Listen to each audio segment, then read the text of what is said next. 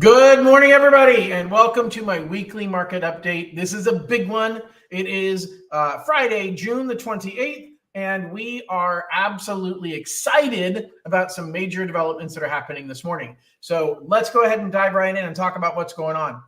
The first thing that most people are going to be asking, I'll revisit this a couple of times during this short time that we're going to be together this morning, is Dream for All vouchers have been released. So this morning, everybody got an email that said they're in one of three categories. They're either selected, they are waitlisted, or they were not selected. So we are now going to give you as much information as we possibly can to help you to figure out what to do next. So I'm going to repeat this again a couple of times during this call, but if you are part of Dream for All, you were in the lottery, no matter if you were in any one of the three categories, click this QR code, go to my webpage that I've created, and it outlines I've got a call today at 2 o'clock. So 2 o'clock Pacific time, you're all in California anyway. We're going to do a call today at 2 o'clock where I'm going to talk in way more detail about what is happening, what you should be thinking, and what the next steps are going to be. So click this QR code up above, schedule yourself to meet with me today at 2 o'clock. We're going to be doing a group call for everybody, giving as much information as I can about what I know, what's going to happen next. And then we're going to have more group calls specifically next week for people that are in each of the different categories. And then we'll do one-on-ones with everybody. So I'll explain all of that to you this afternoon, but super excited that Dream for All vouchers are out. We're going to revisit this in a couple minutes as I get more people onto the live stream. But let's go ahead and dive into what's happening in the market right now. Hey, here's the deal. I feel the market is softening a little bit. Now, statistically, the data doesn't show up until a couple of months later. But what does a softening market look like? It looks like houses are staying on the market a little bit longer. It looks like there are fewer offers from people writing offers to buy these homes. And it looks like there's more negotiation that's being done and that the buyer has a little bit more power, a little bit more strength. Now, I think part of that is seasonality. So yes, people want to move during the summer, but most people misunderstand and say, well, that means that there's a lot of offers being written in the summer. No, people are writing offers in April and May to close escrow in May or June so that they can move during the summer. And then they can be in by the time that the kids start school in the fall. During the summer, everybody's traveling. A lot of people are hopping in the car right now. It's 4th of July next week, right? It's on a Thursday, which means everybody's taking Friday off. Most people are taking Wednesday off. It's a 2-day work week. Nobody's working next week.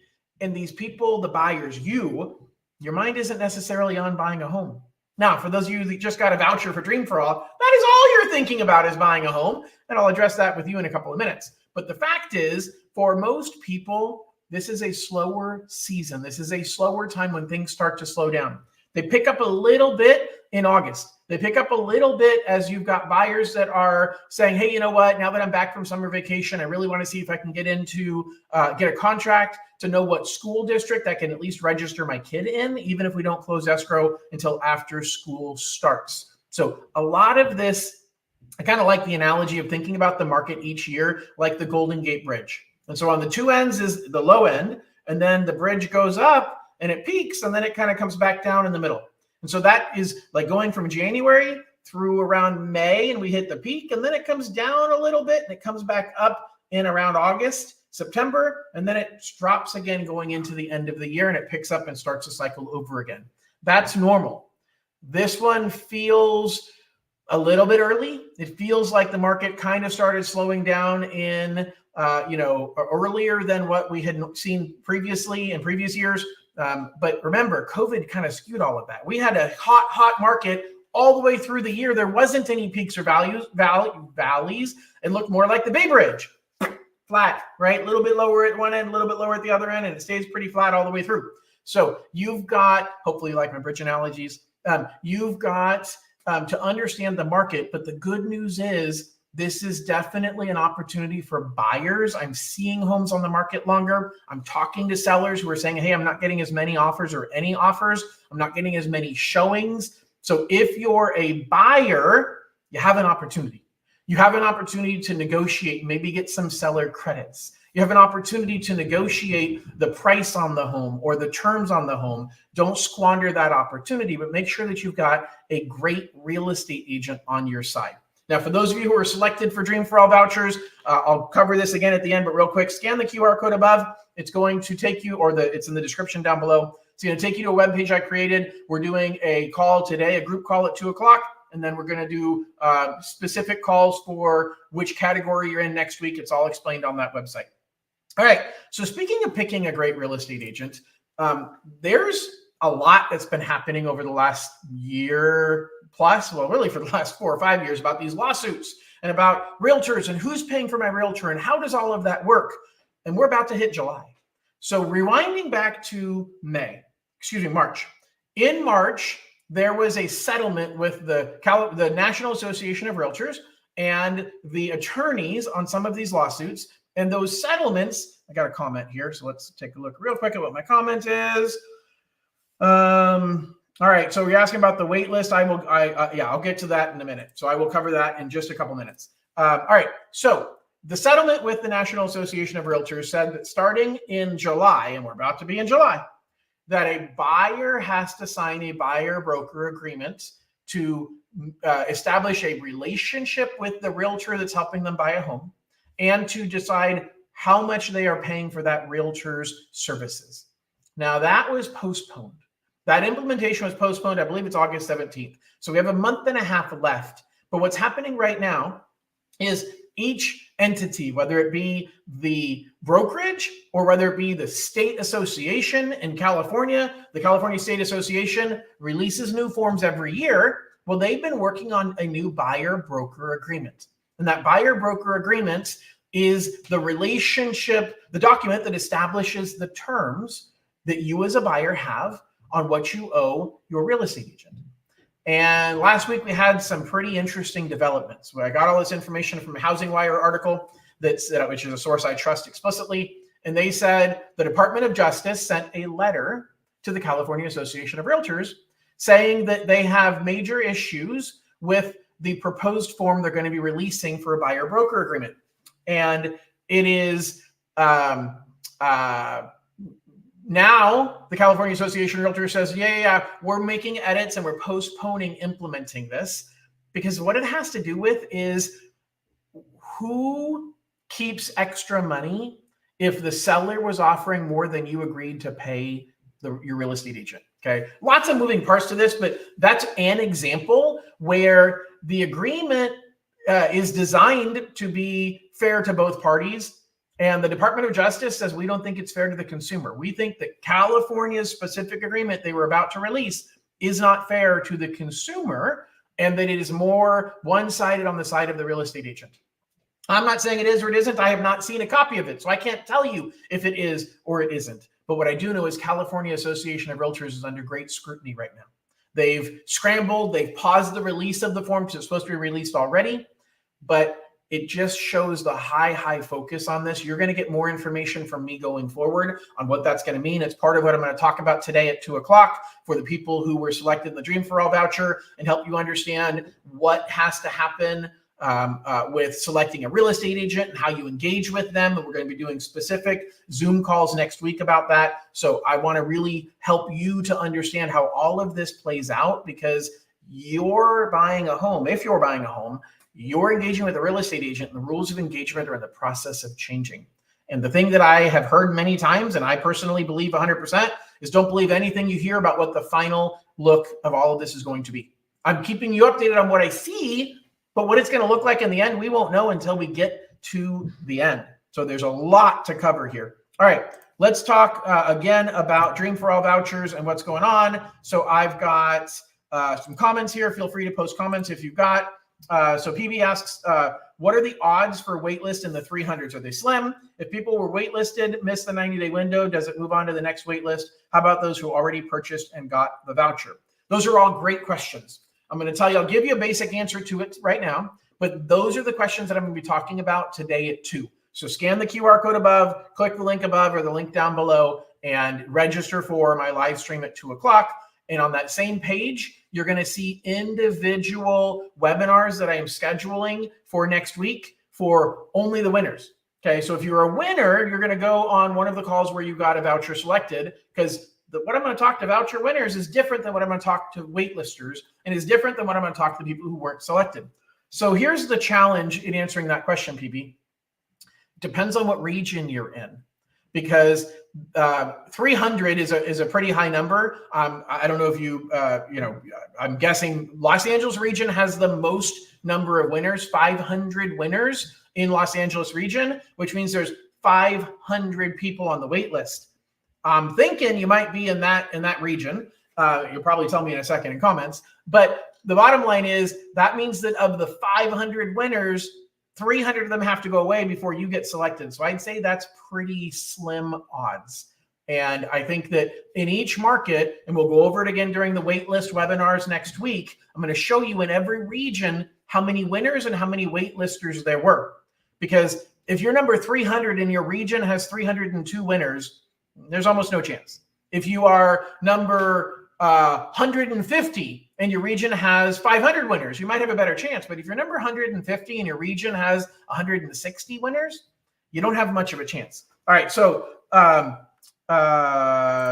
he said Central Valley, San Joaquin, on Reddit people, the number is 1,000. I don't have that chart in front of me, but it's not 1,000. Like, it is not 1,000 winners.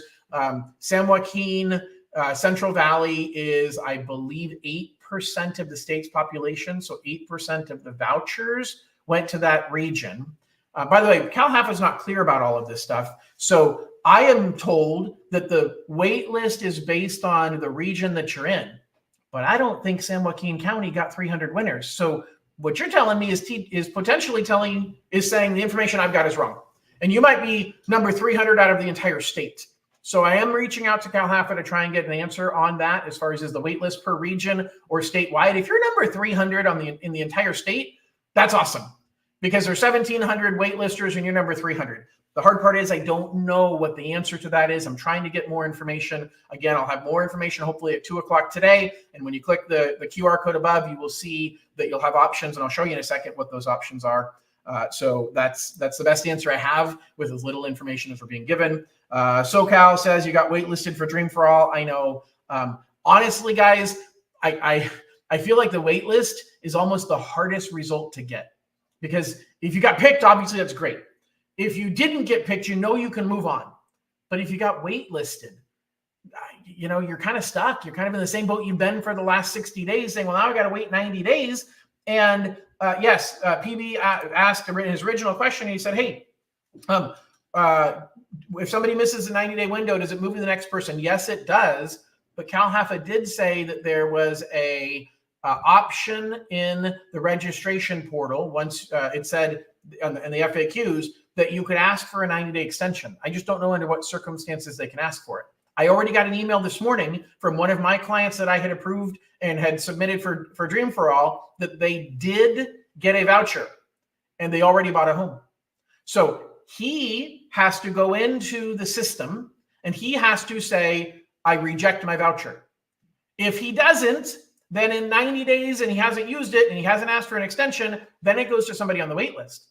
But if he goes in there today and says, I reject my voucher, then the first person on the wait list for, I don't know if it's statewide or a regional wait list, that I'm trying to get a clarification on, but the first person on the wait list, they will get a notification saying they've won.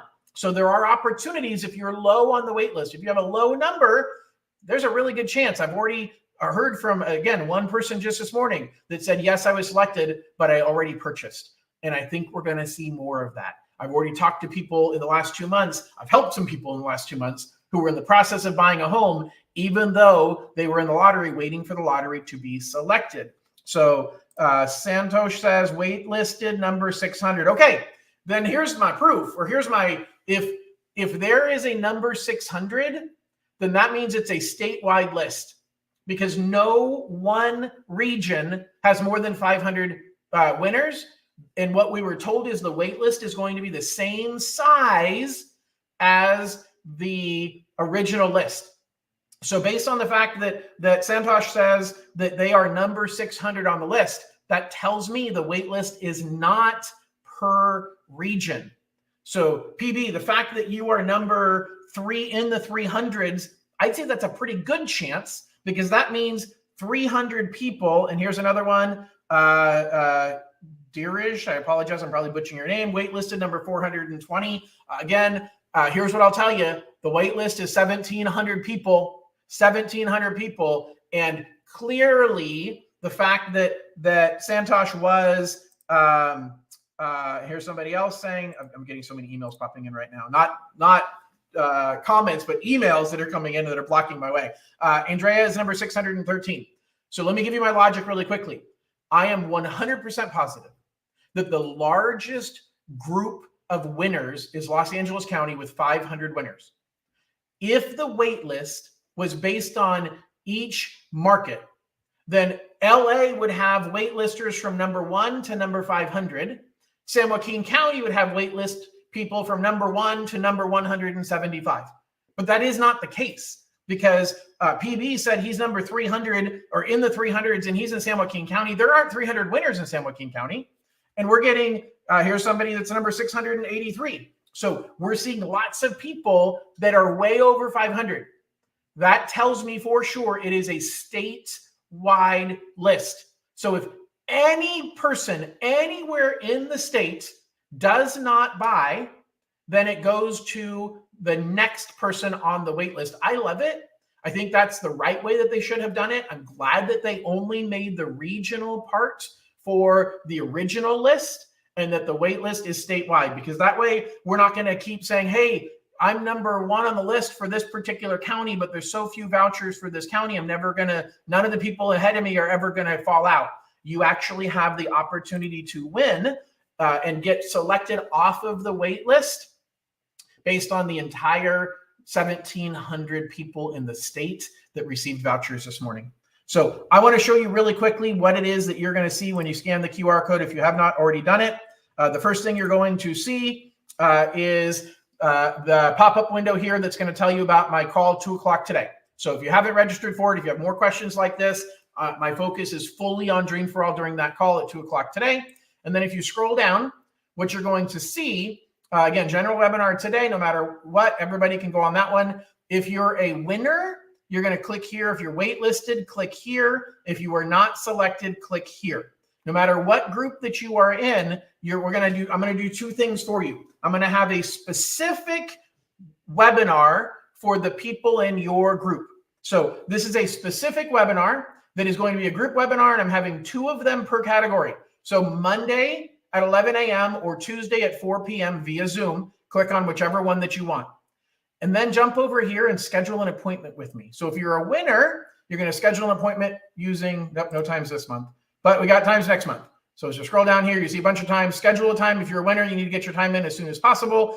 We are closed on Thursday, but I am working Wednesday and Friday. And then you need to work on gathering up your documents because we need to update your documentation. If you are waitlisted, same thing. So if you were waitlisted, you're going to join a group webinar. So we've got Monday at 1 p.m. or Wednesday at 10:30. And then you schedule a one-on-one with me, and you need to work on, well, you don't really need to get documentation to us at this point. But those for waitlisters, that's what we're doing. And then if you were not selected, I'm doing the same thing. So if you were not selected, we've got 2 group webinars, Monday at 2:30 or Wednesday at 9 a.m. And so you join one of those 2 webinars and then schedule a one-on-one. So the group is going to allow me to get in front of as many people as I possibly can and help give you as much information as I can right away, because there's only so much of my time in the day. And then the one-on-ones are for us to talk about you, but we can ask questions about you during the group call. That's fine, because I bet the questions you have, somebody else has the same question. All right, so that's what the next steps are going to be. I want to be your resource. I want to be really clear. I've been saying it all along. I'm interviewing to be your lender. If you've already been pre-approved with me, we're on it and getting you moving forward. If you're not, I'm interviewing to be your lender and to take care of you, whether you're doing Dream for All or whether you're waitlisted or whether you were not selected. I am interviewing to be your lender and take care of you. All right, so PB says, they should have done audits on people who bought homes already and got a voucher. Seems unfair. We have to wait 90 days until they reject. I know. The problem is, I actually, literally, the client who emailed me today said, man, they emailed me telling me I was being audited. By the way, remember when Cal Haffa, and I don't know if anybody on this call was selected, but I'd love to know, let me say this in a different way. Cal Haffa reached out around May 16th and said, hey, we are going to randomly select a group of people that we're going to do audits on but that has nothing to do with who's been selected for a voucher. Nothing to do with it. So don't think that just because you were selected for that means that you have any greater chance of getting a voucher. But of the 5 people that I've talked to already this morning that got vouchers, every one of them was on that list of people who they did the audit in May. So I think that everybody who had an audit in May is the list that they were pulling from to pick the winners and to pick the waitlisters. And so I'd be curious whether anybody on this call was, part of that, hey, you were selected for an audit in May, but then you were not given a voucher, versus how many of you that were selected for the call and are selected for the audit and you got a voucher or got on the wait list. By the way, I do have a poll on my California Dream for All YouTube channel. So go to that YouTube channel and answer the poll saying, were you selected? Were you not selected? Were you waitlisted? Or do you just like answering polls even though you didn't enter into the lottery? So the question, I agree, is this particular client said, hey, John, I got a notice on May 16th that I was being audited. I closed escrow on May 20th. How did they not catch that? Because the only thing they were auditing was whether you're first generation or not. It's up to me at the time that I'm doing your loan to confirm that you are a first generation home buyer. It is not up to CalHFA, the audit. Like, there's no process for me to look into your background and make sure that you're a first generation. So they had to audit for that. But it's really easy for me to look at your credit report and see if you had already purchased a home. Okay. All right. So hopefully that helps a little bit. Again, guys, I'm going to go a lot deeper into this at 2 o'clock today. So hopefully all of you can register and join for that. Lizette says not selected. I know. All right. What's the difference between waitlisted and not selected? So the wait list means you have a chance. That they created a wait list equal to the number of winners. And as winners fall out, the waitlisted people will get a voucher. If you were not selected, you have no chance of getting a voucher. Okay. So that's really the difference. PB says, I received the email and was waitlisted. So that confirms, because you wouldn't be waitlisted if you didn't pass the audit, right? So you got the email and you were waitlisted. Same thing, Faith. I had an audit and currently waitlisted. Rosemarie, waitlisted number 428. So guys, I know that you have a lot of questions. This particular live stream is going out to all of my channels. And so I don't want to keep this one solely focused on Dream for All stuff.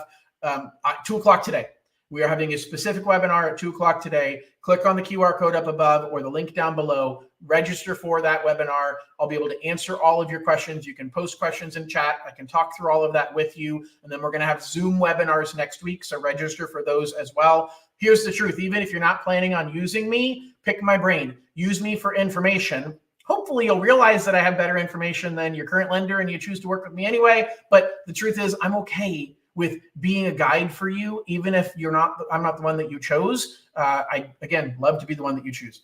All right. Here's one. Maria says waitlisted but wasn't audited. Interesting. So again, guys, we're going to have to kind of feel this out. It's a moot point in the end, but it does make me wonder for next time. I don't think there's going to be a next year. I think 2025 is not going to have Dream for All based on the budget that's being passed right now, but I think we have a shot at 2026. Same thing here with Darish. He was waitlisted but not audited. So again, I just wonder if there's any winners that were selected that weren't part of the audit in May. Okay, because it could be that they ran out of those people they had pre-selected for audit, and now they had to move on to people like you who was not picked, were not part of that audit. Anyway, I'm talking in circles, and there's no point in talking in circles. I really, really appreciate the opportunity to guide all of you. As a reminder, I am going to be giving you a lot more information at 2 o'clock today. Not that I'll know anything new, but I'm going to spend the entire time talking about Dream for All, helping you understand it. Do you know how many vouchers were available? I'm told 1,700. They haven't published it, but that was the math when we looked at their numbers. If they allocated 150 grand to every winner, there were 1,700 winners, and that's what I was told they were going to be. Could it be NorCal versus SoCal waitlist? It could be, but I doubt it.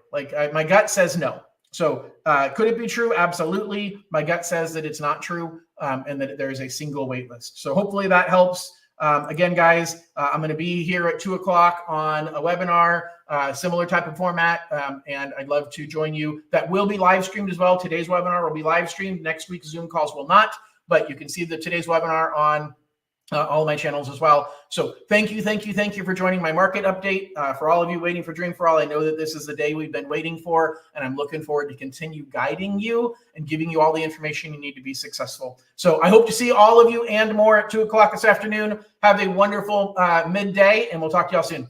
Bye-bye.